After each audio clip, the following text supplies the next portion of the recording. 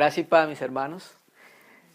Vamos hoy a compartir acerca de algo que el Señor nos constituyó a nosotros en base al derramamiento de su sangre. Y vamos a leer bastantes escrituras. Entonces, para que estemos atentos a la palabra de Dios, vamos primero a empezar a mirar que nosotros somos administradores en la casa de Dios.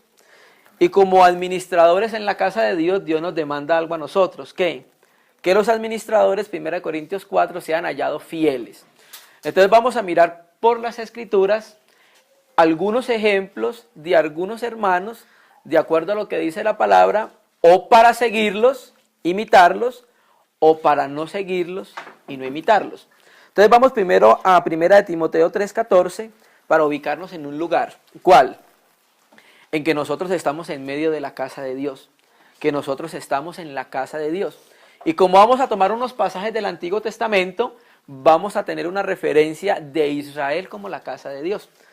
Vamos a hablar también de una palabra griega y hebrea que es muy conocida en medio de nosotros, que es la palabra griega y hebrea, griega oikodomeo, que significa edificación, y la palabra hebrea baná, en hebreo, que significa edificación. En el propósito de Dios, Dios utiliza dos palabras que parecieran que fueran como columnas vertebrales en el propósito de Dios, que es la palabra oikonomía, que es economía, y la palabra oikodomeo, que es edificación. Y cuando tú miras en el principio, por ejemplo, cuando Dios habla de la mujer de Eva, en la Septuaginta se utiliza la palabra griega oikodomía, que significa edificación. Cuando dice que Dios le trajo la mujer a Adán, y entonces cuando dice le hizo, y todos conocemos que ahí la palabra es baná, y en el griego es oikodomeo, o sea, como que le edificó. Y a partir de ahí Dios empieza a mostrar algo que él está en el corazón de él, que es la edificación. Empezamos a ver cosas como ¿qué? La edificación del arca de Noé, una de las primeras cosas que vemos. Más adelante vemos la edificación del tabernáculo. Más adelante vemos la edificación del templo. Más adelante vemos a nuestro Cristo. Y luego por último vemos la iglesia. Entonces, cuando Dios se centra tanto en algo, nosotros también deberíamos como mirar qué es lo que está pasando con ello. Vamos a empezar a leer 1 Timoteo 3:14, un consejo que le da el apóstol Pablo a nuestro hermano Timoteo por el Espíritu. Le dice: esto te escribo aunque tengo la esperanza de ir pronto a verte, para que si tardo sepas cómo debes conducirte en la casa de Dios, que es la iglesia del Dios viviente, columna y baluarte de la verdad. Entonces, queremos llamar la atención a donde dice conducirte. La palabra griega anastrefo significa más o menos como vivir de cierta manera, ¿sí? Entonces, mientras que nosotros estamos en la casa de Dios, nosotros tenemos un mandamiento que debemos vivir y conducirnos en la casa de Dios de una manera. Entonces vamos a mirar por las escrituras cómo el Señor nos indica algunas maneras de cómo debemos conducirnos nosotros en la casa de Dios. Y si miramos Hebreos 3:5, ya Pablo hablando de la economía neotestamentaria, y si vemos a Hebreos 3:5, el escritor a los Hebreos ya no habla solamente de la economía neotestamentaria, sino que está hablando propiamente del antiguo Israel, en el Antiguo Testamento, y más específicamente con Moisés en el desierto. Y mire qué es lo que dice, solamente esos textos. Hebreos 3:5, y Moisés a la verdad fue fiel en toda la casa de Dios, como siervo para testimonio de lo que se iba a decir. Entonces, ¿qué mostramos? Que ahora en el Nuevo Testamento la iglesia es ¿qué? La casa de Dios. Pero en el Antiguo Testamento Israel era considerado ¿qué? La casa de Dios. Y entonces traímos el ejemplo de Moisés. Entonces, con esto, de entrada, vamos a irnos a Apocalipsis y vamos a mirar algo que el Señor ahorita estuvo orando por medio de los santos. Vamos a Apocalipsis capítulo 1 y vamos a leerlo desde el 1 hasta el 6. Todos conocemos que la palabra griega apocalipsis, transliterada apocalipsis, significa algo que está cubierto y ha sido revelado o ha sido mostrado, ¿sí? Es como, por ejemplo, hay una persona que está haciendo la imagen de alguien, pero tiene una cortina y entonces está terminando su escultura, y cuando la termina se abren las cortinas. Y entonces cuando se abren las cortinas, se ve qué es lo que estaba haciendo. Eso es más o menos lo que significa Apocalipsis, abrir la cubierta para mirar en el fondo qué es lo que hay. Y entonces vamos a empezar a leer en ese libro algo que el Señor nos constituyó a todos los creyentes, que todos nosotros deberíamos ya conocer claramente qué es lo que somos delante del Señor.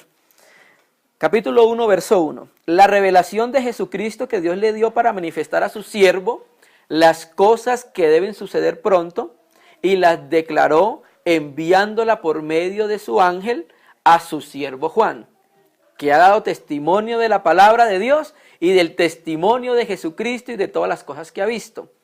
Bienaventurado el que lee y los que oyen las palabras de esa profecía y guardan las cosas en ellas escritas, porque el tiempo está cerca. Juan 4. A las 7 iglesias que están en Asia. Gracia y paz a vosotros del que es, del que era y del que ha de venir, y de los 7 espíritus que están delante de su trono, y de Jesucristo, el testigo fiel, el primogénito de los muertos y el soberano de los reyes de la tierra. Entonces aquí vamos a empezar a detenernos un poquito. Al que nos amó y nos lavó de nuestros pecados con su sangre, ¿sí? Y con su sangre nos hizo reyes y sacerdotes para Dios su Padre. A Él sea la gloria y el imperio por los siglos de los siglos. Amén. ¿En qué nos vamos a centrar hoy? En lo que Dios nos constituyó por medio del derramamiento de la sangre de Cristo. ¿En qué nos constituyó? Bueno, en reyes y sacerdotes. El manuscrito más antiguo dice un reino de sacerdotes, ¿cierto? Entonces vamos a mirar estas dos palabras, basileus y gireus, que es reyes y es sacerdotes. Y cuando uno mira las escrituras, Dios llama mucho la atención al reino, hermano. Desde un principio, Dios empieza a hablar de una manera abierta, no velada, acerca del reino. Y vamos a mirar entonces unos versículos acerca del reino y acerca del sacerdocio. Hoy nos vamos a centrar en los reyes y sacerdotes.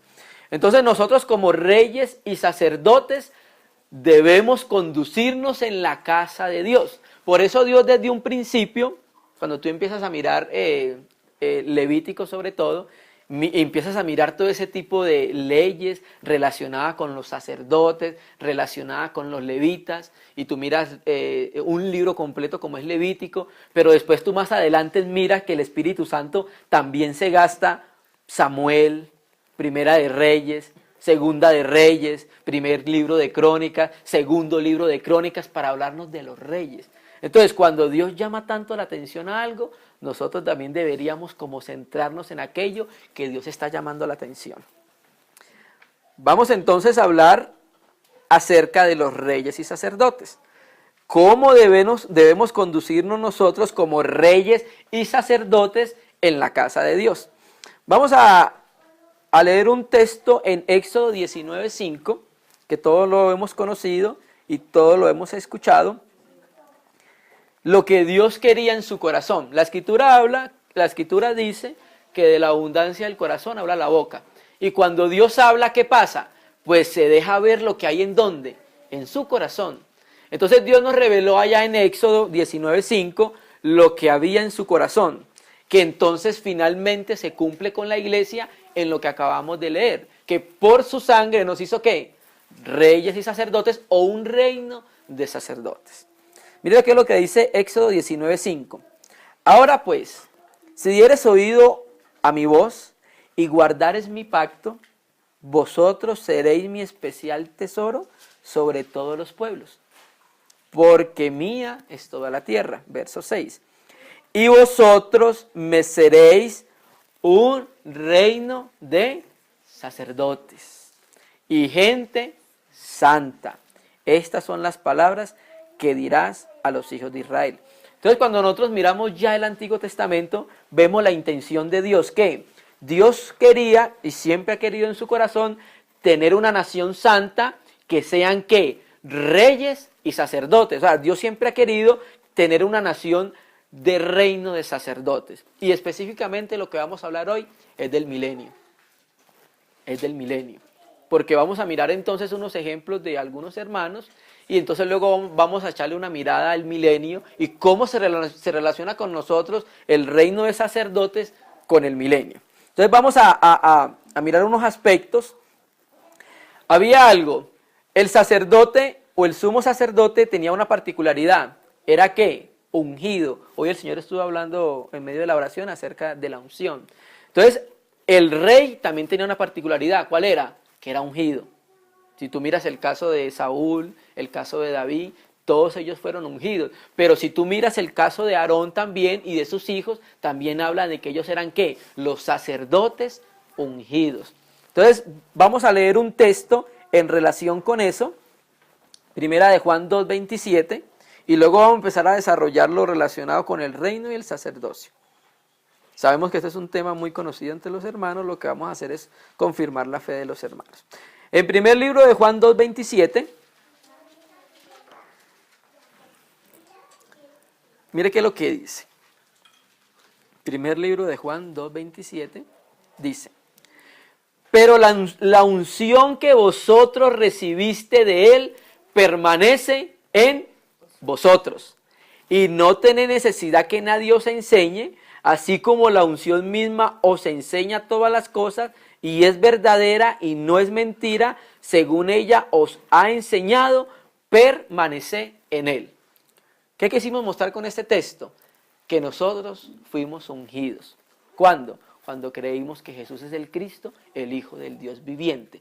Entonces nosotros empezamos a cumplir la realidad de la sombra. ¿Cuál era? Bueno, que el sacerdote era ungido y que los reyes eran ungidos. Y entonces el Señor ahora por la sangre de Él nos constituyó un reino de sacerdotes. Pero tenía que pasar algo en medio de ellos dos, ¿qué? Ser ungidos. Y entonces eso lo ve Dios y lo experimenta ¿en dónde? En la iglesia. O sea que nosotros de entrada ya somos ¿qué? Sacerdotes y reyes. Reyes y sacerdotes. ¿Por qué? Porque en nosotros vino la unción. ¿Sí? ¿Cuándo? Cuando creímos. ¿Sí? Cuando creímos. Creo que es un salmo cuando habla de que el aceite baja por Aarón, ¿cierto? Y baja por las barbas y luego llega por las vestiduras. Bueno, efectivamente está hablando acerca del cuerpo. Entonces vamos a ir al Antiguo Testamento y vamos a ver dos textos en Daniel 7. Y entonces cuando tú empiezas a mirar el Antiguo Testamento en lo relacionado con los sacerdotes, ellos tenían muchas cosas que hacer. Los sacerdotes eran hombres demasiado ocupados. Pero una de las cosas en las que queremos llamar nosotros la atención hoy, y en la cual ahorita lo vamos a mirar nuevamente en Apocalipsis para empezar a desarrollarlo, es que ellos tenían que encender las lámparas. Recuerden que en el lugar santo había algo que se llamaba la menorá, los candelabros. Y una de las funciones de ellos, tanto como de la menorá, como del altar de bronce o el altar de los inciensos, era que ellos las encendían y tenían que mantener, ¿qué? Ardiendo constantemente. Entonces vamos a mirar acá en Daniel 7:19, algo relacionado con el reino. Entonces, la visión acerca de las 4 bestias, y Daniel dice en el 7:19, entonces tuve deseo de saber la verdad acerca de la 4ª bestia, que era tan diferente de todas las otras, espantosa en gran manera, y que tenía dientes de hierro y uñas de bronce, y que devoraba y desmenuzaba y las sobras hollaba con sus pies. Asimismo acerca de los 10 cuernos que tenía en su cabeza, y del otro que le había salido, delante del cual habían caído 3, y este mismo cuerno tenía ojos y boca que hablaba grandes cosas, y parecía más grande que sus compañeros.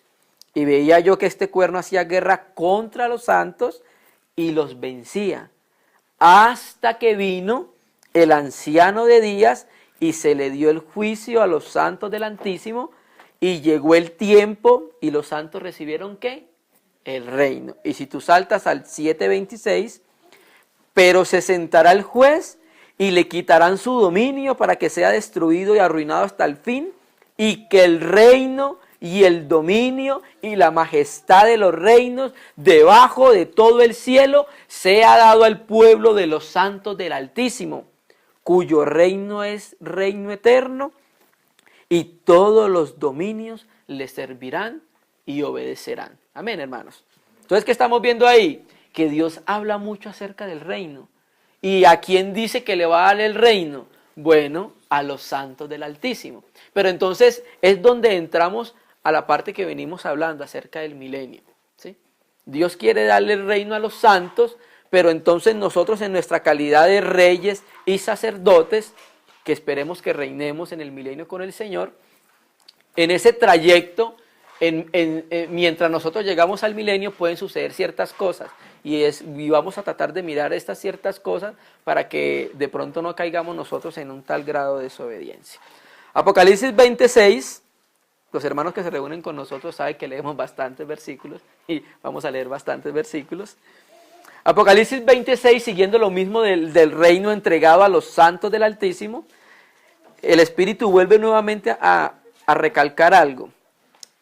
Dice: bienaventurado y santo el que tiene parte en la primera resurrección, la segunda muerte no tiene potestad sobre estos, sino que serán ¿qué? Sacerdotes de Dios y de Cristo. ¿Y qué harán estos sacerdotes de Dios y de Cristo? Reinarán con él 1000 años. Entonces mire que está nuevamente de una manera abierta hablando de que los sacerdotes van a ¿qué? A reinar. Entonces por eso el Señor habla de que con su sangre nos constituyó en un reino de sacerdotes, porque los que van a reinar son ¿quién? Los sacerdotes, van a ejercer dominio y van a ejercer gobierno. Vamos a ir al Antiguo Testamento un momento, en 2 Samuel 7:12. En 2 Samuel 7:12 vamos a mirar algo, sobre lo cual vamos a empezar a desarrollarlo. Cuando está hablando David que tenía en su corazón edificar casa al Señor, Natán le aparece y mire que lo que le dice en 2 Samuel 7:12. Cuando tus días sean cumplidos y duermas con tus padres, yo levantaré después de ti a uno de tu linaje, el cual procederá de tus entrañas y afirmaré su reino. Y quiero llamar la atención al versículo 13. Él edificará. Y aquí vuelve nuevamente esta palabra tan importante que encontramos en la Escritura, baná. Y en la Septuaginta, oikodomeo, declinada dice oikodomeice. Él edificará casa a mi nombre y yo afirmaré para siempre el trono de su reino. Entonces, implícitamente, ¿qué es lo que hace la edificación de la casa de Dios? Establece el reino de Dios sobre la tierra. O sea que a medida que se va edificando la casa de Dios, ¿qué es lo que va pasando al mismo tiempo? Bueno, el reino de Dios va avanzando y se va ¿qué? Afianzando en la tierra. Entonces, con eso vamos a empezar a mirar en Apocalipsis 1:10 nuevamente. Vamos a leer bastantes escrituras. Entonces, ¿qué hacemos nosotros en un reino? Bueno, lo que hacemos nosotros en un reino es ¿qué? Ejercer dominio. Porque hermanos, ¿qué es el gobierno del Espíritu? El gobierno del Espíritu es el gobierno del Espíritu de Dios sobre nuestra alma, hermano. Y si nosotros no tenemos un ejercicio ahora en la era de la iglesia de ese reino y de ese gobierno, pues muy difícilmente podremos hacer efectivo el ejercicio en el milenio. Y eso es lo que vamos a mirar. Mira que lo que dice Apocalipsis 1:10, nuestro hermano Juan. Yo estaba en el Espíritu en el día del Señor. Y aquí esta palabra día del Señor es una palabra que se usa 2 veces en las Escrituras solamente. Y es la palabra kuriakos. Y los traductores lo han traducido como perteneciente al Señor. Esa palabra nuevamente aparece en 1 Corintios 11 en el partimiento del pan. Cuando dice, cuando pues os reunís vosotros, esto no es a comer la cena del Señor. Entonces los traductores han creído que la palabra kuriakos significa perteneciente al Señor. Pero si tú miras la Biblia textual dice que es día dominical. Cuando tú la miras a la Biblia textual. Entonces cuando Juan estaba en el Espíritu en el día del Señor, oí detrás de mí una voz de trompeta que decía, yo soy el alfa y el omega, el primero y el último.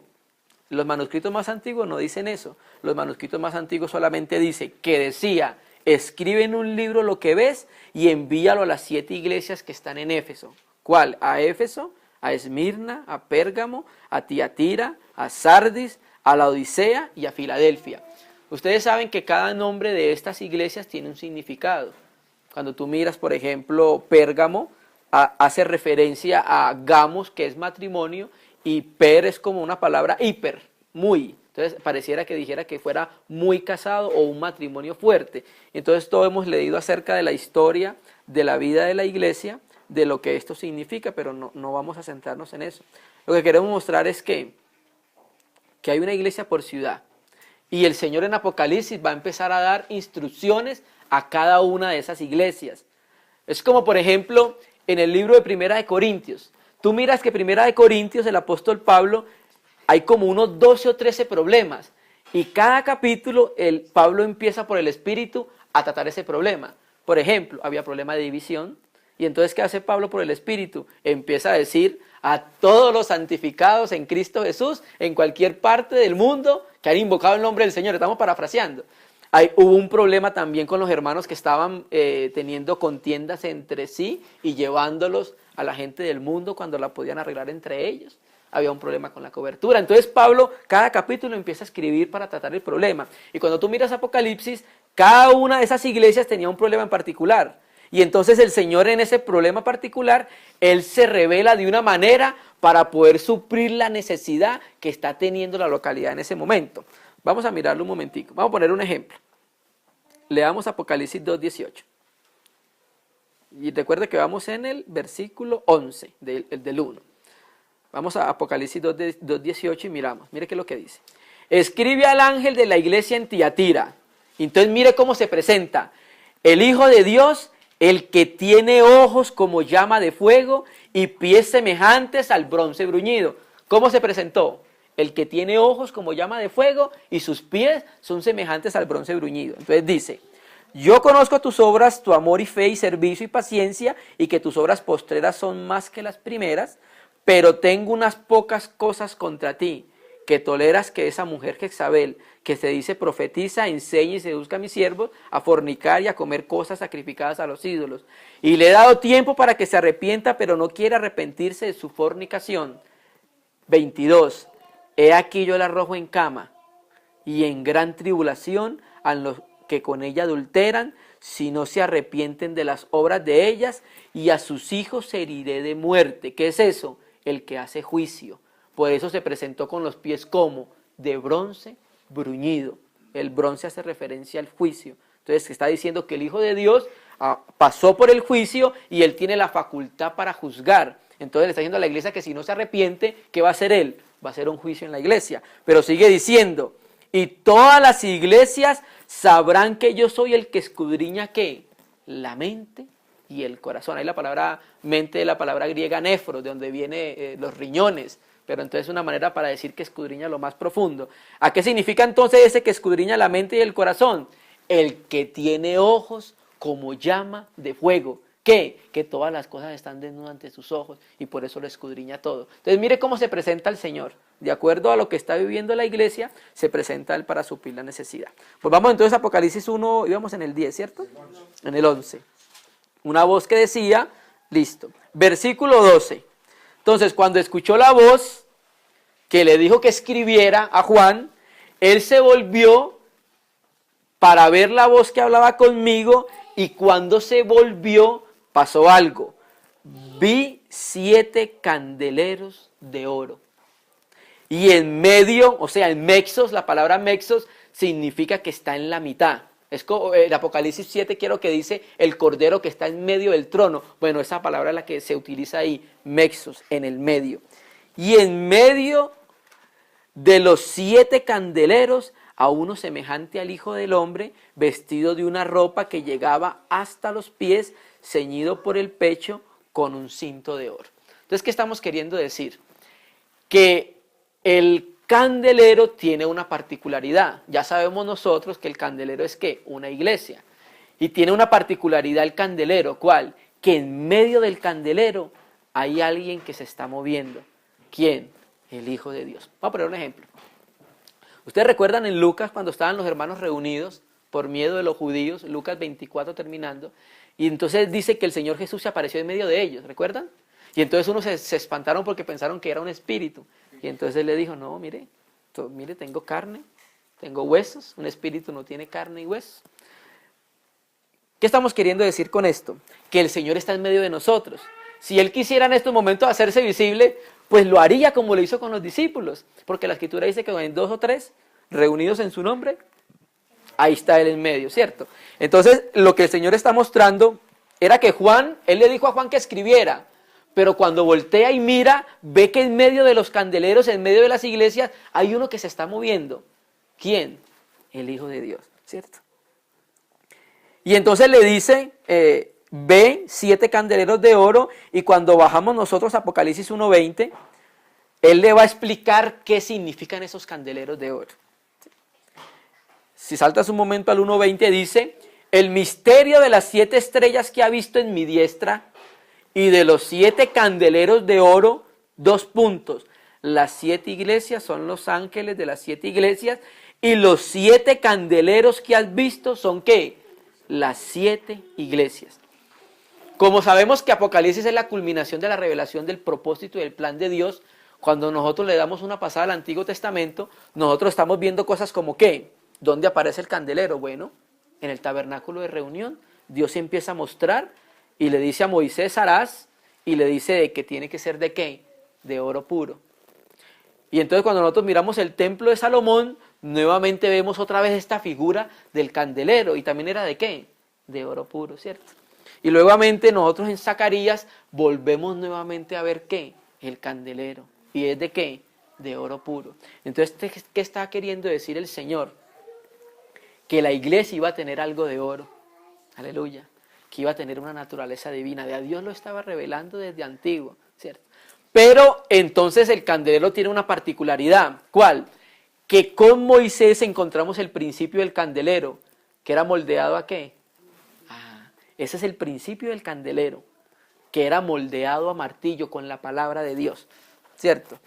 Entonces, vamos a ir a 1 Corintios 10:5, y entonces como estamos hablando de los reyes y sacerdotes, vamos a mirar algo. Que el Señor es el que se mueve en medio de las iglesias, que nosotros no nos podemos mover en medio de las iglesias, que es el Señor el que se mueve y mueve las cosas en medio de las iglesias. Entonces vamos a, como estamos hablando del reino de sacerdotes, vamos a traer el ejemplo de un rey y de 2 sacerdotes para hacerle el seguimiento, para mirar la manera cómo se conducieron ellos en la casa de Dios y entonces mirar qué debemos seguir y qué no debemos seguir nosotros. Vamos a ir a 1 Corintios 10 y vamos a leer un texto, y ahí sí vamos a entrar propiamente en los sacerdotes. Mira que lo que dice 1 Corintios 10:5, no lo vamos a leer del 1, Pablo hablando acerca del desierto, hasta que llega el versículo 5 y dice, pero de los más de ellos no se agradó Dios, por lo cual quedaron postrados en el desierto. Y empieza a decir, mas estas cosas sucedieron como ejemplo para nosotros, para que no codiciemos cosas malas como ellos codiciamos. Y sigue diciendo el 7, ni seáis idólatras, como algunos de ellos, según está escrito, se sentó el pueblo a comer y a beber y se levantó a jugar. Ni forniquemos como algunos de ellos fornicaron y cayeron en un día 23,000. Ni tentemos al Señor, como también algunos de ellos le tentaron y perecieron por las serpientes. Ni murmuremos, como algunos de ellos murmuraron y perecieron por el destructor. Verso 11 y es el que nos va a interesar. Y estas cosas acontecieron como ejemplo y están escritas para amonestarnos a nosotros, a quienes hemos alcanzado los fines de los siglos. Entonces, el Señor nos dice que las cosas que están escritas como ejemplo para nosotros. Entonces vamos a mirar un aspecto de esas cosas que están escritas, que sucedieron como ejemplo para nosotros. Entonces vamos a ir al Antiguo Testamento y vamos a hablar de 2 sacerdotes y un rey. Porque recuerde que el Señor dijo que las cosas que están escritas acontecieron como ejemplo. Entonces vamos a ver en algunos aspectos qué fue lo que aconteció como ejemplo para que nosotros no podamos seguirlo.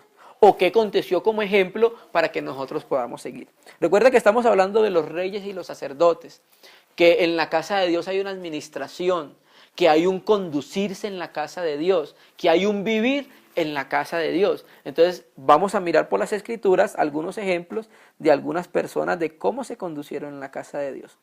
Vamos allá a Levítico 9 y vamos a hablar de dos personas que ya ustedes han escuchado bastante, Nabad y Abiú.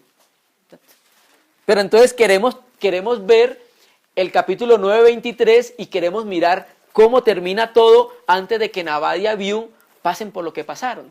Entonces en el capítulo 9 tú miras que es la consagración de Moisés, de Aarón y sus hijos, ofrecen sacrificio por él, por el pueblo, y hermano, y termina de esta manera, mire. Y entraron Moisés y Aarón al tabernáculo de reunión, Levítico 9:23.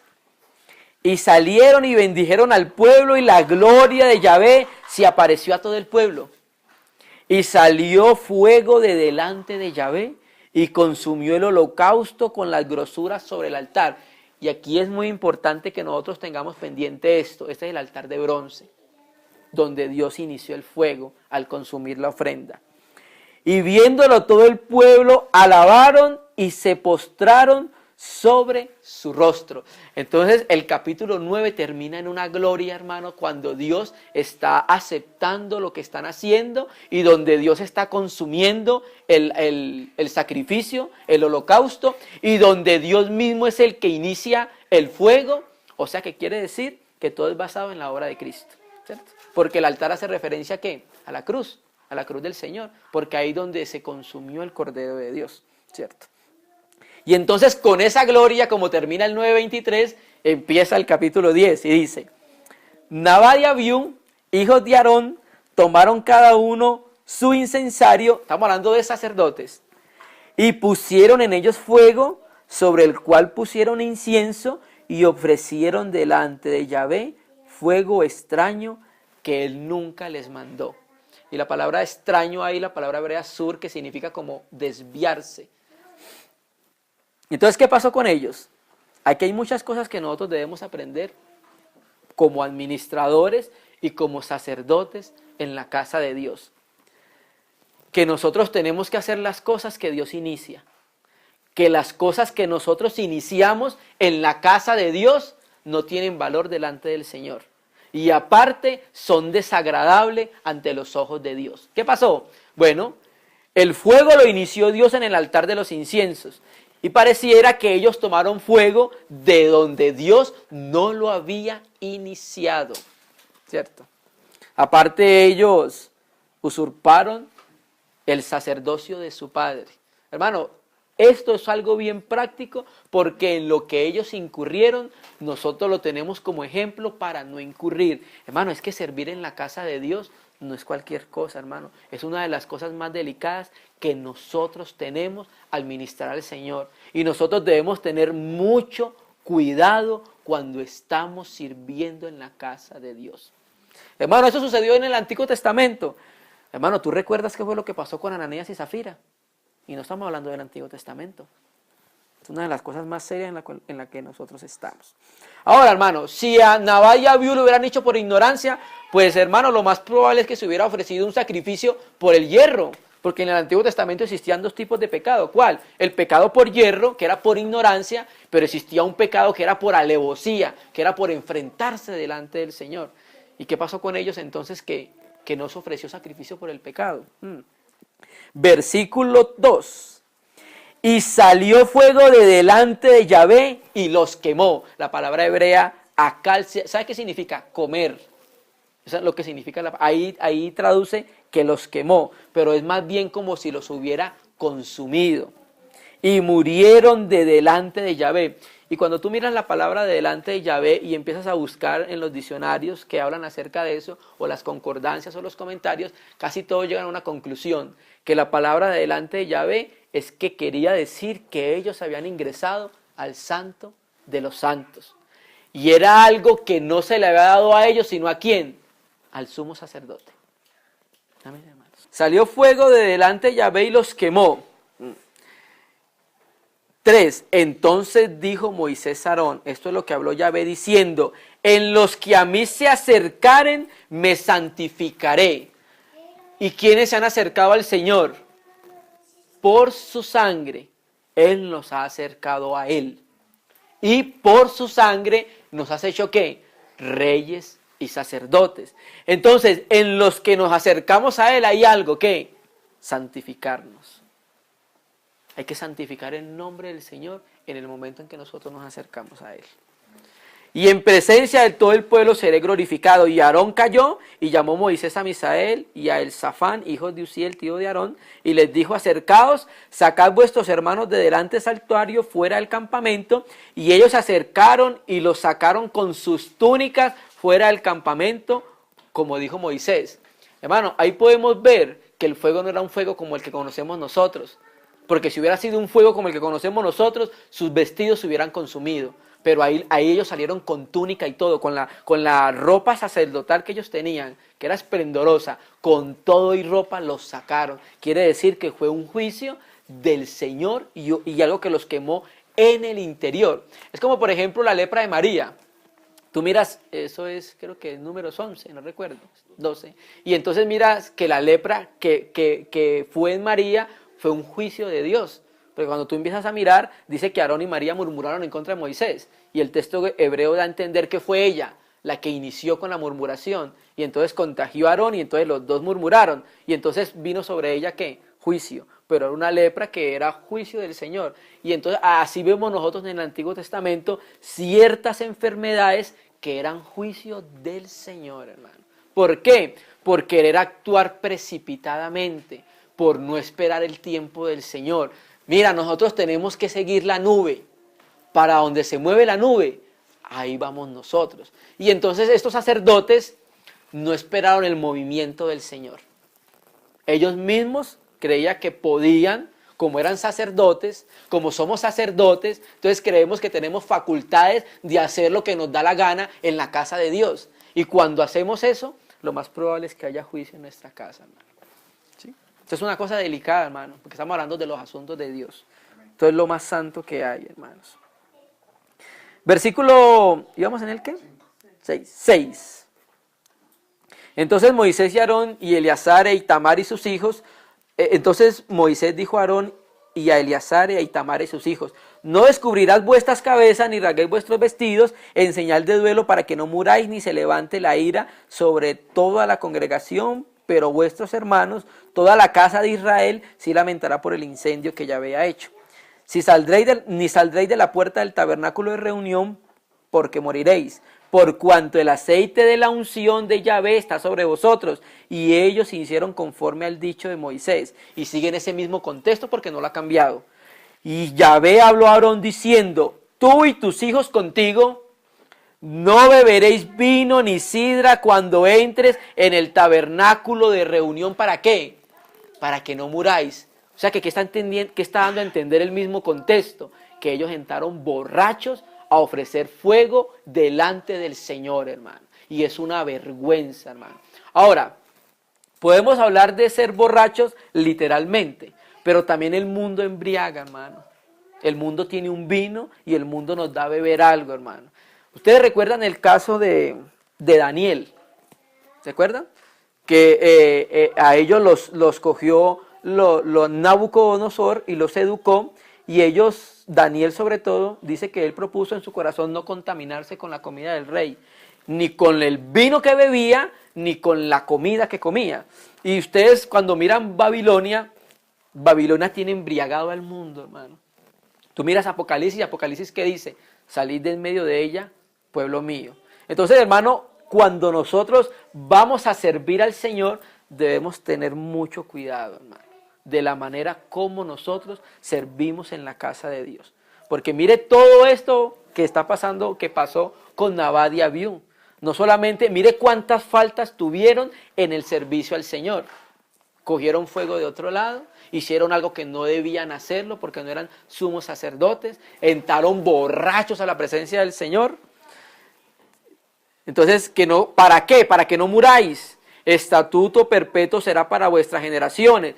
¿Para qué se tiene que entrar en el Espíritu en la casa de Dios? Bueno, para poder discernir entre lo santo y lo profano. entre lo inmundo y lo limpio, para poder enseñar a los hijos de Israel todos los estatutos que Yahvé les ha dicho por medio de Moisés. Entonces nosotros debemos tener una mente y un espíritu equilibrado cuando estamos en la casa del Señor. Porque si nosotros estamos embriagados, o ya sea de licor intoxicante literalmente, o ya sea del mundo, entonces nosotros no podemos discernir. Esto es de Dios, porque es que nuestra mente está habituada es a las cosas del mundo y no está habituada a las cosas de Dios. Entonces no podemos discernir en la casa de Dios qué es lo que es agradable a Dios, qué es lo que no es agradable a Dios, qué se le puede dar a los hermanos, qué no se le puede dar a los hermanos. Entonces ese fue el ejemplo que vimos con los sacerdotes. Ahora vamos a mirar un rey, que ya pues nosotros hemos escuchado mucho acerca de Saúl. Lo que vamos a hacer es que vamos a pasar sobre nuestros pasos. Y estamos hablando del milenio, no estamos hablando de la salvación. La salvación es de carácter eterno, una obra consumada y completa por Cristo. Estamos hablando del milenio. Sigamos ahora entonces, vamos a Primera de Samuel, capítulo 13. En Primera de Samuel, capítulo 10, vamos a hablar ahorita de los reyes. Recuerden que somos reyes y sacerdotes, ¿cierto? En capítulo 10 escogen a Saúl, en Primera de Samuel, capítulo 10. En capítulo 11, la primer guerra de Saúl es con Nahás, el rey amonita. Y cuando tú miras la palabra hebrea, Nahás tiene su raíz en la palabra que es serpiente. Entonces mire con quién empieza Saúl guerreando, ¿no? Sí. Y en el capítulo 12 Samuel está dando testimonio, como lo hizo Pablo, que mira que no he tomado nada de usted, entonces empieza a dar un testimonio acerca de cómo se comportó en medio de ellos. Y él dice que va a dar una señal de truenos y lluvias y bueno, la da. Hasta que llega al capítulo 13:1 y cuando nosotros miramos la manera como es escogida Saúl, que es muy interesante. Cuando nosotros miramos a Saúl y a David, que fueron los primeros reyes en Israel, ellos contrastan bastante. Los atributos de Saúl y los atributos de David eran completamente opuestos. ¿Por qué lo decimos? Bueno, el atributo de Saúl, ¿cuál era? Que era un hombre hermoso, ¿sí? Lo mismo que David, pero diferenciaba en esto, que era de hombros más alto que los demás. Ese era el atributo de Saúl, cuando la Escritura lo revela. Pero cuando miramos a David, de David ya se dice otra cosa, ¿qué? Que es un hombre conforme a mi corazón y hará todo lo que yo quiero. Entonces ya entra uno empieza a mirar cómo son estos dos reyes. ¿Sí? Tenemos un rey que resalta en él lo que, lo físico, lo natural y lo carnal. Pero tenemos otro rey en que ¿qué resalta? En lo espiritual, en las cosas que le interesan a Dios. Entonces ya entra uno empieza a mirar, ya cuando uno empieza a leer a Saúl y lee ese versículo, ay Señor, ¿cómo va a ser el reinado de este hombre? Ya entendiendo cómo es su escogencia. Mire qué es lo que dice capítulo 13. Y vamos a mirar dos cosas que hizo un rey. Hay otra cosa más que hizo, que hoy no tendremos el tiempo para tratarlo, y es que Saúl asesinó a unos sacerdotes. Pero entonces eso, bueno, sería después. Capítulo 13, verso 1. Había ya reinado Saúl 1 año, y cuando hubo reinado 2 años sobre Israel, escogió luego a 3,000 hombres de Israel, de los cuales estaban con Saúl 2,000 en Micmax y en el monte de Betel, y 1,000 estaban con Jonatán en Gaba de Benjamín, y envió el resto del pueblo cada uno a sus tiendas. Mira, hermano, aquí queremos llamar la atención a algo, hermano. Es cierto que los ancianos, los episcopos, los pastores, hay una particularidad en ellos. ¿Cuál? No neófito. Eso es claro, porque la Escritura lo dice. Porque ¿qué pasa cuando tenemos un anciano, un obispo o un pastor neófito? La Escritura termina diciendo que va a caer en condenación del diablo, ¿sí? Dice el texto así, casi literalmente. Pero el hecho de que algunos de nosotros o de los hermanos tengan tiempo como administradores en la casa de Dios, no quiere decir que puedan hacer lo que quieren en la casa de Dios por el tiempo transcurrido. Y eso es lo que le pasó a Saúl. Como ya era rey, como ya había pasado 1 año de su reinado, él creía que podía hacer lo que quisiera en la casa de Dios. No, hermano. Esto es un aprender constante en la casa de Dios. Y nosotros nunca vamos a tener los años suficientes para nosotros decir, bueno, yo hago esto, o yo no hago esto en la casa de Dios. Entonces empezamos inmediatamente viendo eso con Saúl, una autosuficiencia que cree que por el tiempo transcurrido se lo va a dar. No. Verso 3, y Jonatán atacó la guarnición de los filisteos que había en el collado, y lo oyeron los filisteos, e hizo Saúl tocar trompeta, ahí la palabra trompeta es chofar, cuerno de carnero, por todo el país, diciendo, oigan los hebreos, y todo Israel oyó lo que se decía. Saúl ha atacado a la guarnición de los filisteos. Saúl ha atacado a la guarnición de los filisteos, y también que Israel se había hecho abominable a los filisteos. Y se juntó el pueblo en pos de Saúl en Gilgal. Entonces los filisteos se juntaron para pelear contra Israel. Tenían 3,000 carros, 6,000 hombres de a caballo y pueblo, ¿cómo? 30,000, bueno, la versión que tengo yo dice 3,000. Y en relación con eso, la mayoría de historiadores dice que casi no es posible que sean 30,000, porque era un ejército demasiado grande para el país para el país que era Israel en ese tiempo. Un pueblo numeroso como la arena que está la arena que está a la orilla del mar, y subieron y acamparon en Migmas al oriente de Bet-Aven. Cuando los hombres de Israel vieron que estaban en estrecho, porque el pueblo estaba en aprieto, se escondieron en cuevas, en fosos, en peñascos, en rocas y en cisternas. Mira, hermano, la primer particularidad cuando tú miras que Adán peca, ¿qué es lo primero que hace? Sale a esconderse, ¿cierto? Entonces, hermano, en los reyes y en los sacerdotes, en ese caso estamos hablando de todos nosotros, porque la escritura que dice que el Señor con su sangre a todos nosotros, o sea, no solo el grupo que estamos acá, todos los que han creído en Cristo sobre la faz de la tierra, los has hecho ¿qué? Reyes y sacerdotes. Pero nosotros como reyes y sacerdotes en la casa de Dios debemos mirar cómo estamos administrando la casa de Dios. Y lo que estaba haciendo este rey, mira lo que estaba haciendo. Estaba haciendo que el pueblo estuviese en aprietos y que el pueblo se escondiese. ¿De quién? Del enemigo. Y el Señor no nos dio espíritu de cobardía, sino de ¿qué? De poder y de dominio propio. ¿Se me entiende? Entonces nosotros tenemos que mirar por el Espíritu de Dios cómo nosotros estamos moviéndonos, sirviéndonos como reyes y sacerdotes en la casa de Dios. Versículo 7. Y algunos de los hebreos pasaron al Jordán, a la tierra de Gad y de Galad, pero Saúl permanecía aún en Gilgal, y todo el pueblo iba tras él temblando. Y él esperó 7 días conforme al plazo que Samuel le había dicho, pero Samuel no venía a Gilgal y el pueblo se le desertaba. Entonces la palabra desertar se puede traducir legítimamente acá en el hebreo como dispersar. Entonces cuando nosotros estamos viendo que en la casa de Dios los hermanos se están dispersando, queremos hacer estrategias nosotros para mantener a los hermanos así y que no se dispersen. Así es. Y hay otra particularidad de este rey, que el Señor nos ayude a nosotros. ¿Cuál? No esperó los 7 días que Samuel le dijo que esperara. Todos conocemos que el número 7 es el número de plenitud. Quiere decir que hay un tiempo que es el tiempo de Dios, que nosotros debemos esperar para movernos ¿en dónde? En la casa de Dios. Amén, hermano. Así es. Entonces, y el 8 dice, y esperó 7 días conforme al plazo que Samuel le había dicho. En algún momento Samuel le dijo, quédate ahí y espera 7 días, pero Samuel no venía a Gilgal y el pueblo desertaba. Mira, hermano, ustedes recuerdan el caso de Jeroboam, el primer rey de Israel. Bueno, el primer rey de Israel después de la división, ¿sí? Ustedes recuerdan, son 12 tribus y 2 tribus por un lado, Benjamín y Judá, y por el otro lado las 10 tribus restantes. El primer rey de las 10 tribus restantes se llamaba Jeroboam, que era un servidor de Salomón y le ayudó en la construcción del templo.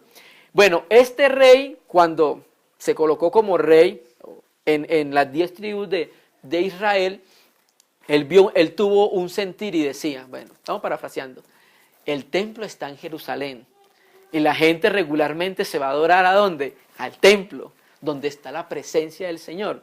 Entonces yo voy a hacer algo para que la gente no se vaya a adorar allá. Voy a hacer un becerro desde Dan a Betel, no recuerdo bien la otra parte, para que la gente viniera a adorar a ese lugar. Entonces, esas estrategias en la carne, ¿sí? Dios las juzga, hermano. Tarde o temprano van a ser juzgadas por Dios en la casa de Dios, hermano. Entonces sigamos leyendo el versículo, vamos en el 9, ¿cierto? Entonces dijo Saúl, traedme, o sea, él no esperó a que llegara Samuel, que era el sacerdote que iba a hacer el sacrificio. Entonces Saúl dijo, traedme holocausto y ofrendas de paz, y ofreció el holocausto. Y aquí queremos entrar en algo, hermano. Nosotros debemos ser cuidadosos en la casa de Dios, como reyes o como sacerdotes, para que nosotros no ofrezcamos el sacrificio de necios, hermano. Porque así se cuenta delante del Señor cuando no se toma del fuego que Dios ha iniciado. O sea, no está basado en lo que Cristo hizo y en lo que Cristo inició. Vamos a leer un versículo en Eclesiastés 5:1, hermanos. Y vamos a mirar el sacrificio de Saúl, cómo lo ve Dios, ¿cierto? Eclesiastés capítulo 5, versículo 1. Mire qué es lo que nos dice Dios cuando estamos en la casa de Dios. Eclesiastés capítulo 5, versículo 1. Cuando fueres a la casa de Dios, guarda tu pie. El pie hace referencia ¿a qué? Al caminar, ¿cierto? Cómo nos comportamos, cómo debemos conducirnos o vivir en la casa de Dios. El primer verso que empezamos leyendo. Y acércate más para oír que para ofrecer el sacrificio de los necios, porque no saben que hacen mal. Entonces, en ese mismo contexto, saltemos a Isaías 66:3 y luego volvemos a primera de Samuel, donde íbamos. Primera de Samuel 13, pero vamos a leer este texto, y que es un verso correspondiente a lo que se está hablando. Isaías 66:3 dice, el que sacrifica buey es como si matase un hombre. Mira el sacrificio de los necios, cómo lo ve Dios. El que sacrifica oveja como si degollase un perro. ¿El perro qué era? Un animal inmundo delante del Señor, que no podía ser ofrecido en sacrificio. Y el hombre menos se podía ofrecer en sacrificio. El que hace ofrenda como si ofreciese sangre de cerdo. Mire el Señor a lo que está llevando. Todo esto es inmundo. El cerdo, el perro. El que quema incienso como si bendijese a un ídolo.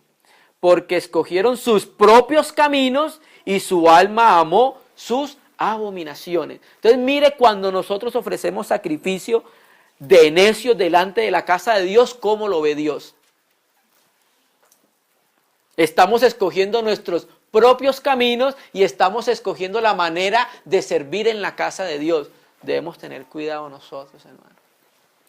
Volvamos a 1 Samuel 13:10 y vamos en el 10. Entonces ya cuando Saúl terminó de ofrecer el sacrificio, Saúl es una persona que no tiene tela para cortar, hermano, en relación con el reino y los hijos de Aarón relacionado con el sacerdocio. Cuando él acababa de ofrecer el holocausto, que él era rey y en su momento él no podía hacerlo porque lo hacían los sacerdotes. Bueno, es como por ejemplo, nosotros somos el cuerpo de Cristo y cada uno somos miembros del cuerpo de Cristo, ¿cierto? Y cada uno como miembros en el cuerpo de Cristo tenemos una función en el cuerpo de Cristo. Pero ¿qué pasa cuando yo tengo una posición y soy un miembro del cuerpo de Cristo y quiero hacer la función de otro miembro? Por ejemplo, vamos a suponer que yo soy oreja, pero yo no estoy contento con ser oreja, yo quiero ser ojo. Entonces pasa la oreja para el ojo.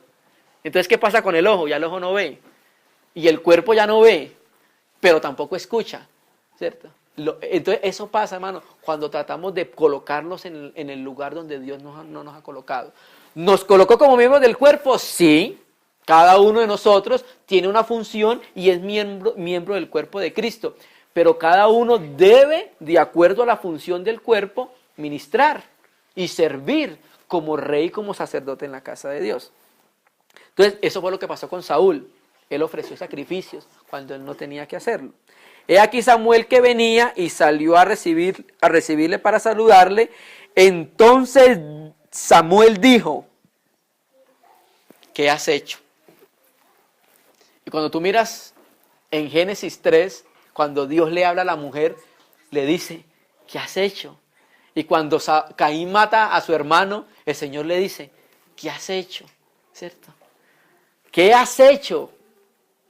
Y Saúl respondió, porque vi que el pueblo se me desertaba, o sea, se me dispersaba, y que tú no venías dentro del plazo señalado, y que los filisteos estaban reunidos en Migmas, me dije, habló consigo mismo, ahora descenderán los filisteos contra mí a Gilgal, y yo no he implorado el favor de Yahvé. Entonces, ¿qué pasó? Me esforcé. ¿Y qué significa esforzarse? Bueno, una manifestación de la carne. Eso es lo que se llama esforzarse, ¿cierto? O sea, vamos a aclararlo, porque Pablo también dice que él se esforzó por predicar. Bueno, tenemos que entender algo cuando es originado por Dios y algo cuando no es originado por Dios. Naturalmente que lo que hizo Saúl no fue originado por Dios. O sea, no tomó del fuego que Dios originó. O sea, no se basó en la obra completa y consumada de Cristo. Entonces, él se esfuerza en la carne para hacer cosas, ¿en dónde? En la casa de Dios. Porque recuerda que leímos en un principio ¿qué? Que Moisés era fiel ¿en dónde? En la casa de Dios. ¿Y la casa de Dios cuál era? Israel, ¿cierto? Entonces tenemos a un rey que se está esforzando y ofrecí holocausto. Samuel le dijo, locamente has hecho. La palabra locamente, la textual, Nácar Colunga, Ferrera Almeida y la Biblia textual dice neciamente. Entonces por eso volvemos al sacrificio de los necios. Neciamente has hecho, no guardaste el mandamiento de Yahvé tu Dios que te había ordenado, pues ahora hubiera confirmado tu reino sobre Israel para siempre. ¿De qué estamos hablando? Reyes y sacerdotes. Mas ahora tu reino no será duradero. Yahvé se ha buscado un varón conforme a su corazón, al cual Yahvé ha designado para que sea príncipe sobre su pueblo, por cuanto tú no has guardado lo que Yahvé te mandó. Entonces, ¿qué estamos viendo acá? No estamos hablando de la salvación. ¿De qué estamos hablando? Estamos hablando de la posición de un rey en el reino. Si él hubiera hecho caso a la voz del Señor, si él se hubiera dejado guiar por lo que el Señor quería, ¿qué pasaría? Bueno, su reino hubiera sido prolongado. Entonces, ¿de qué estamos hablando? De nosotros. De que nosotros somos reyes y de que somos sacerdotes. De que nosotros podemos hacer cosas en la casa de Dios que nos priven de que reinemos y de que nuestro reinado sea prolongado. ¿En dónde? En el milenio. Recuerde que las cosas se escribieron ¿qué? Como ejemplo para nosotros, hermanos. Y lo que están viviendo ellos, muchas experiencias nosotros también las hemos vivido. Entonces no estaba hablando de la salvación, sino de ¿qué? Del reinado, de que su reinado fuese prolongado, hermano. Vamos a saltar entonces a 1 Samuel 15 y vamos a leer otro aspecto de Samuel. ¿Sí estamos entendiendo, hermano? Amén, amén, hermano.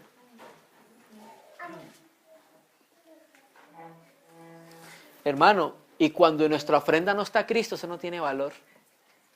Todo lo que se hace es por Cristo. Todo lo que tiene valor y todo lo que es acepto delante del Padre, se hace ¿quién? Con, por y para el Señor. En cambio, lo que estaba haciendo Saúl era propio de su carne, era Adán. Hermano, y Adán no puede edificar la iglesia. Es Cristo el que edifica su casa, hermano. Primera de Samuel 15:1 y vamos a seguir viendo algún aspecto de este rey, Saúl.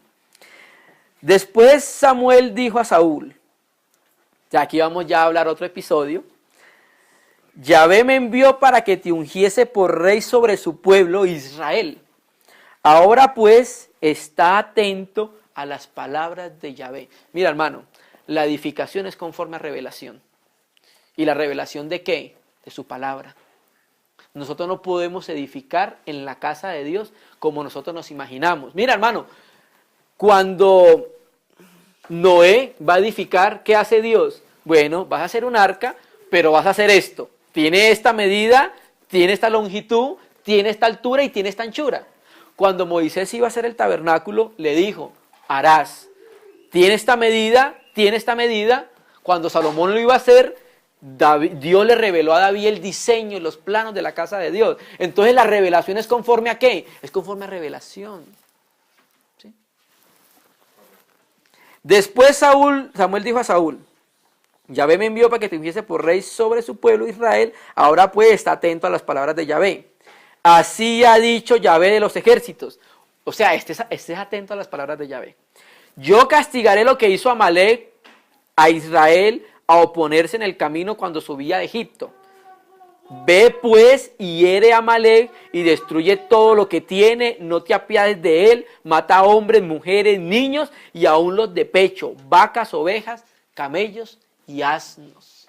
Y la Septuaginta dice, exterminará y anatematizarás, o sea, como que los colocara en maldición, ¿cierto? Esa es la voz de Yahvé, ese es el mandamiento del rey, ¿qué? Que tenía que matar todo lo relacionado con Amalek. Vamos a saltar al versículo 8.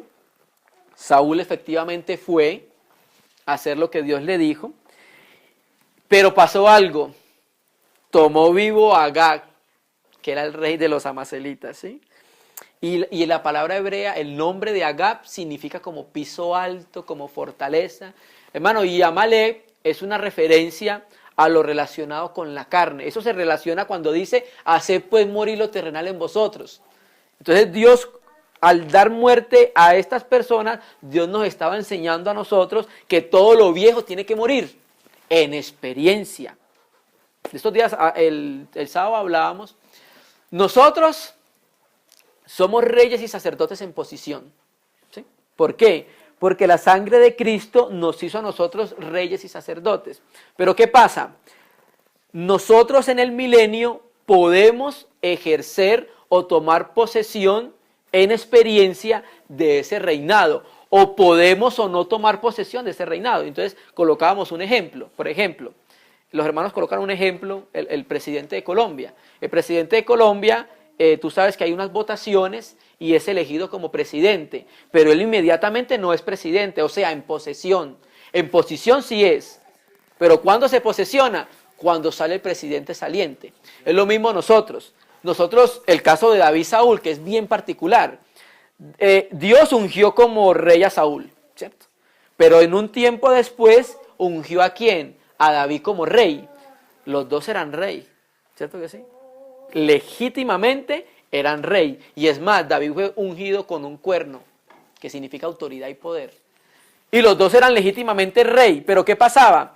David tenía que esperar su momento para posesionarse. Mientras Saúl era el rey en posición. Pero David era rey en posición y iba a ser rey en posesión. Entonces nosotros, ¿qué queremos hacer nosotros? De acuerdo a lo que el Señor ha revelado en su palabra, tomar la posesión del reino. Eso es lo que nosotros queremos, tomar la posesión del reino cuando Cristo tome la posesión del reino. ¿Cuándo? Milenio. El milenio. Y todo esto nos está hablando acerca del milenio. Entonces estamos viendo que Saúl mató lo demás y dejó vivo al rey, el representante del viejo hombre, hermano. Y dice, tomó vivo a Agag, rey de Amalek, peló a todo el pueblo, mató a filo de espada. Y Saúl y el pueblo perdonaron a Agag. Hermano, y aquí tenemos que tener nosotros cuidado. ¿Ustedes recuerdan la iglesia en la Odisea? En Apocalipsis. Y la Odisea es algo en el griego da a entender como si fuera la pronunciación o el decir del pueblo, más o menos. Da como a entender eso. Hermano, y nosotros no podemos hacer en la casa de Dios lo que el pueblo quiera. Dios tiene autoridades delegadas en la casa de Dios y Saúl no lo siguió. Saúl como rey, Dios le dio autoridad para gobernar en la casa de Dios y le dio su palabra para ponerla por obra, pero ¿qué pasó? Saúl, el pueblo como que quería que dejáramos vivo al rey, el rey Agag, y yo como que le hice caso a lo que dijo el pueblo. Vamos a seguir leyendo. Saúl y el pueblo perdonaron a Gad y a lo mejor de las ovejas y del ganado mayor, de los animales engordados, de los carneros y de todo lo bueno, y no lo quisieron destruir, mas de todo lo que era vil a los ojos y despreciable destruyeron. Vino palabra de Yahvé a Samuel diciendo: me pesa haber puesto por rey a Saúl, porque se ha vuelto en pos de mí y no ha cumplido mis palabras. Y se apesadumbró Samuel y clamó a Yahvé toda aquella noche. Vamos a saltar al versículo 13. Vino pues Samuel a Saúl y Saúl le dijo: bendito seas tú de Yahvé, yo he cumplido la palabra de Yahvé. Y Samuel entonces le dijo: pues qué balido de ovejas y bramido de vacas, ahí vacas, pareciera que fuera más bien bueyes, ¿es este que oigo con mis oídos? El ruido del ganado estaba testificando en contra del mismo, porque lo dejó vivo, así como dice Santiago, creo que Jacobo 5, no sé, dice que el moho del oro y de la plata iba a testiguar contra esas mismas personas. Bueno, aquí esto mismo que él dejó, estaba testiguando que él había faltado a la palabra del Señor. Y Saúl respondió: de Amalek los han traído porque el pueblo perdonó lo mejor de las ovejas y de las vacas para sacrificarlas a Yahvé, tu Dios. Ya mire cómo se refiere él. Ya no es el Dios de él, ya es tu Dios. Y además no siguió la palabra del Señor que le dijo a él: extermínelo. No, el pueblo perdonó lo mejor. Pero lo demás lo destruimos. Entonces dijo Samuel a Saúl: déjame declararte lo que Yahvé me dijo esta noche. Y él respondió: di. Y dijo Samuel: aunque eras niño, aunque eras pequeño en tus propios ojos, ¿no has sido jefe de las tribus de Israel y Yahvé te ha ungido por rey sobre Israel? Yahvé te envió en misión y te dijo: ve, destruye los pecadores de Amalek y hazle guerra hasta que los acabes. ¿Por qué pues no has oído la voz de Yahvé, sino que vuelto al botín has hecho lo malo ante los ojos de Yahvé? Y Saúl respondió a Samuel: antes bien he obedecido la voz de Yahvé y fui a la misión que Yahvé me envió, y he traído a Agag, rey de Amalek, y he destruido a los amalecitas, mas el pueblo nuevamente. Esto no es una democracia. En la iglesia no hay democracia, hermano. Nosotros debemos entender que en la iglesia no hay democracia. En la iglesia hay ¿qué? Autoridades establecidas por Dios.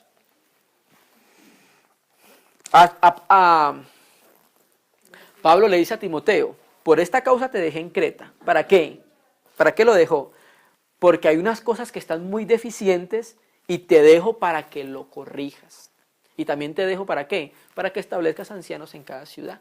Entonces en la iglesia no existe la democracia, hermano. En la iglesia lo que existe son las autoridades que Dios ha delegado en la casa de Dios. Y no existe el decir del pueblo. Porque regularmente el decir del pueblo va en contra de Dios.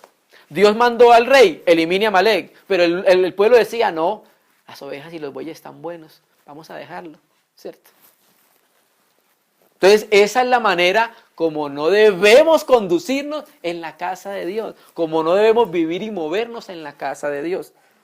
Entonces sigue diciendo: mas el pueblo tomó el botín, ovejas y vacas y las primicias del anatema para ofrecerle sacrificios a Yahvé tu Dios en Gigal. Es increíble cómo se le va a ofrecer lo maldecido al Señor, hermano. ¿Hasta qué punto llegamos nosotros de discernimiento de ofrecerle esas cosas al Señor? Y nuevamente vuelve a decir: a Yahvé, tu Dios. Ya no dice el Dios de él, sino de quién, el Dios de Samuel. Y Samuel dijo: se complace Yahvé tanto en los holocaustos y en las víctimas como en que se obedezca a las palabras de Yahvé. Ciertamente el obedecer es mejor que los sacrificios y el prestar atención que la grosura de los carneros. Porque como pecado de adivinación es la rebelión, o sea que la rebelión, ¿cómo se cuenta? Como pecado de adivinación. Y como ídolos e idolatría, ¿qué? La obstinación. La obstinación del corazón del hombre, Dios la ve como idolatría. Y la rebelión del hombre Dios la ve como adivinación. ¿Y qué pasaba con los adivinos en el tiempo de Saúl precisamente? ¿Qué pasó con Saúl con los adivinos? Los borró a todos. Quedaron unos cuantos por ahí, ¿cierto? Esto es complicado, hermano. Por cuanto tú desechaste la palabra de Yahvé, Él también te ha desechado para que no seas rey. Y en esto es lo que nosotros nos queremos centrar, hermano. Que el Señor nos ayude a no ser desechados para que no seamos rey. ¿En dónde? Estamos hablando del milenio. Porque nosotros somos reyes y sacerdotes por posición, por la sangre de Cristo. Donde está Cristo, estamos nosotros. ¿Sí? Sentados en lugares celestiales, ¿estamos con quién? Con Cristo. Entonces, Yahvé lo desechó para que no sea rey. Entonces eso es lo que estamos hablando, hermanos. Estamos hablando de nuestra posesión como reyes. Recuerda que empezamos hablando, recuerda que hablamos en Apocalipsis que reinaremos, seremos sacerdotes y reinaremos con Cristo 1000 años. Entonces Saúl dijo a Samuel, mire qué es lo que dice. Aparentemente pareciera que hubiera un arrepentimiento en este hombre. Entonces Saúl dijo a Samuel, yo he pecado, pues he quebrantado el mandamiento de Yahvé y tus palabras, porque temí al pueblo y consentí la voz de ellos. Perdona pues ahora mi pecado y vuelve conmigo para que adore a Yahvé. Y Samuel respondió a Saúl, no volveré contigo porque desechaste la palabra de Yahvé y Yahvé te ha desechado para que no seas rey sobre Israel. Entonces llega un momento en que viene el juicio de Dios a nuestra vida, cuando no seguimos atentamente su palabra, ¿cierto? Que fue el caso de Saúl. Y volviéndose Samuel para irse, él asió de la punta de su manto y éste se rasgó. Ahorita vamos a leer el versículo 28.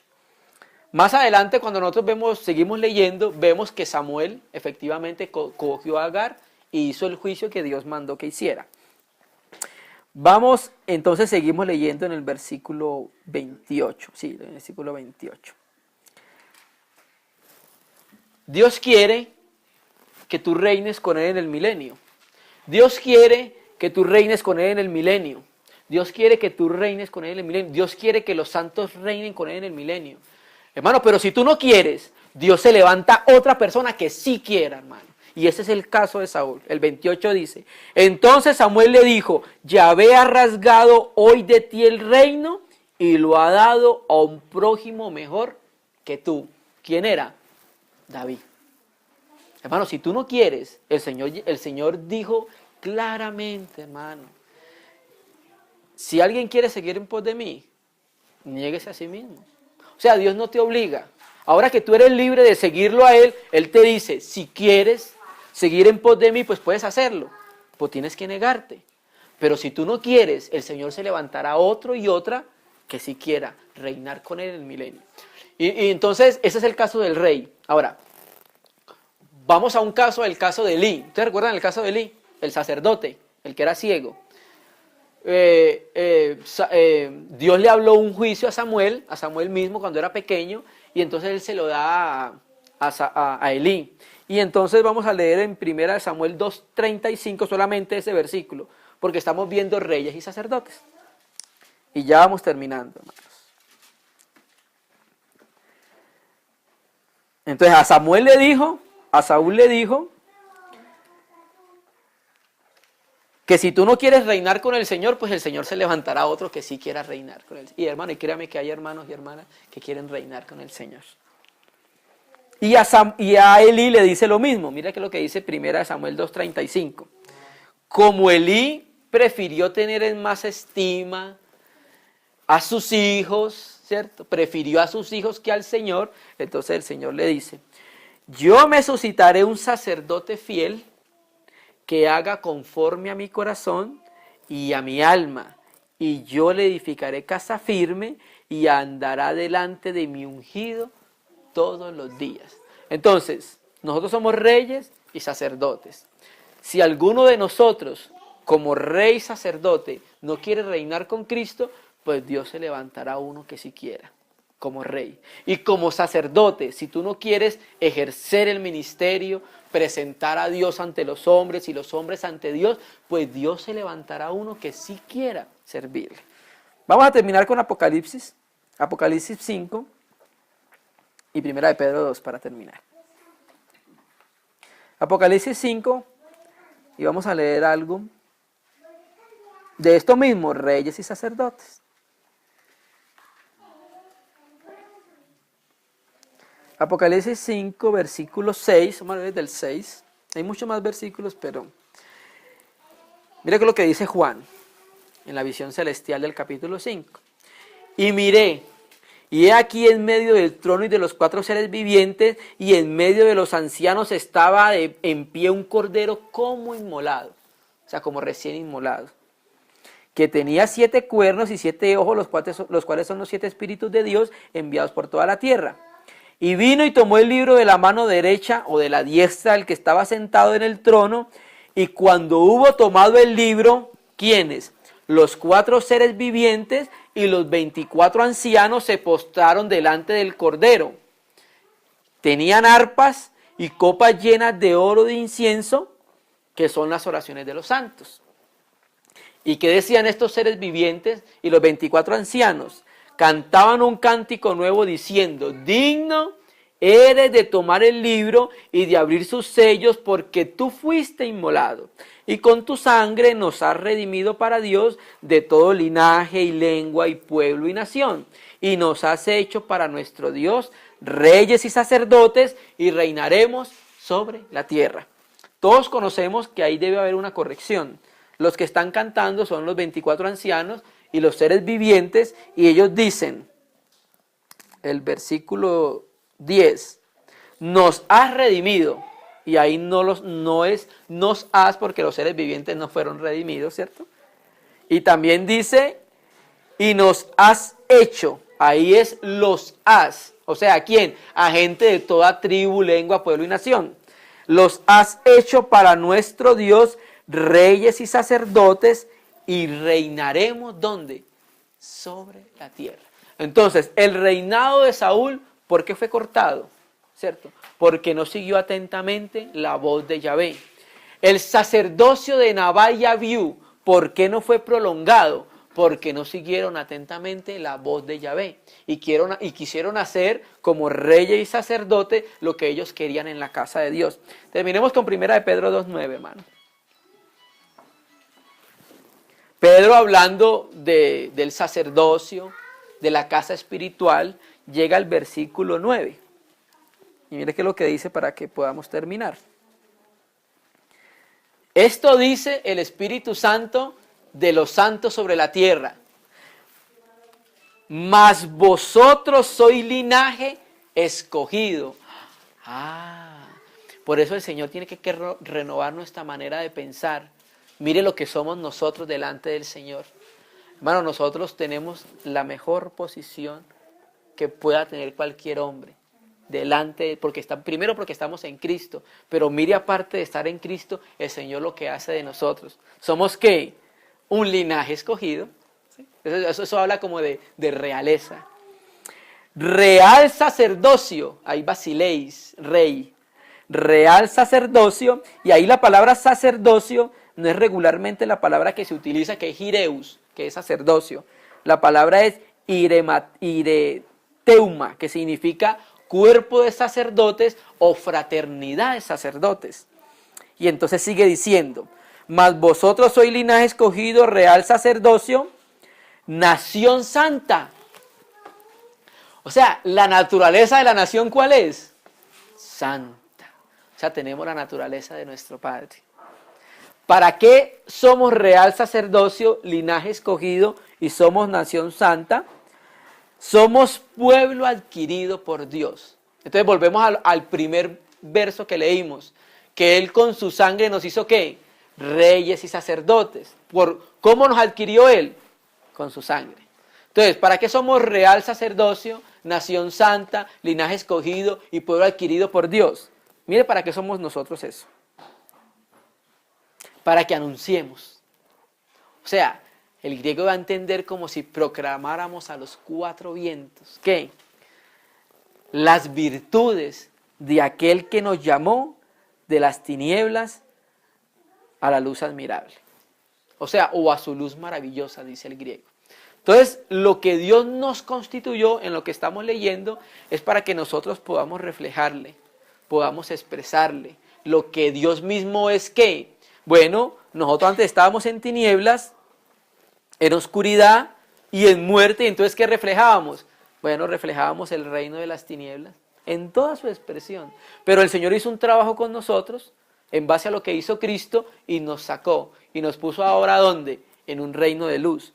Ahora en ese reino de luz, ¿qué tenemos que hacer nosotros? Como sacerdotes, como reyes, como linaje escogido, como pueblo adquirido por Dios. Ahora nos corresponde a nosotros mostrar las virtudes, o sea, mostrar lo que Dios mismo es y mostrar a Dios cómo es. Tomamos este ejemplo de Nabal, Abiú y Saúl porque ellos no mostraron cómo era Dios en toda su luz. Tenemos reyes que efectivamente sí mostraron en una gran magnitud cómo era Dios, cómo es el reinado de Dios, cómo es el sacerdocio de Dios. Pero tenemos unos que no, que fueron los que vimos, Nabal y Abiú. Entonces, estas cosas se escribieron como ejemplos para nosotros. Entonces, nosotros las miramos, entonces miramos cómo se movía. Cómo se movió Nabal, cómo se movió Abiú, cómo se movía Saúl. ¿Sí? Pero también miramos cómo se movía David, ¿sí? Cómo se movía Ezequías, cómo se movían estos reyes prominentes. ¿Por qué? Porque Dios las dejó como ejemplo para nosotros. En una parte dice, pues para que no sigamos tal ejemplo de desobediencia. Pero en otra parte dice, sí, a los pastores, los que tengan fe, imiten la fe de ellos, dice por ahí en 1 de Pedro 3. Vamos a orar, hermano, al Señor. Que el Señor nos ayude, ¿no? Tenemos una imagen y una semejanza que dar a conocer, hermano. ¿Amén? Y eso lo vemos relacionado con los reyes y con los sacerdotes. Digno es el Cordero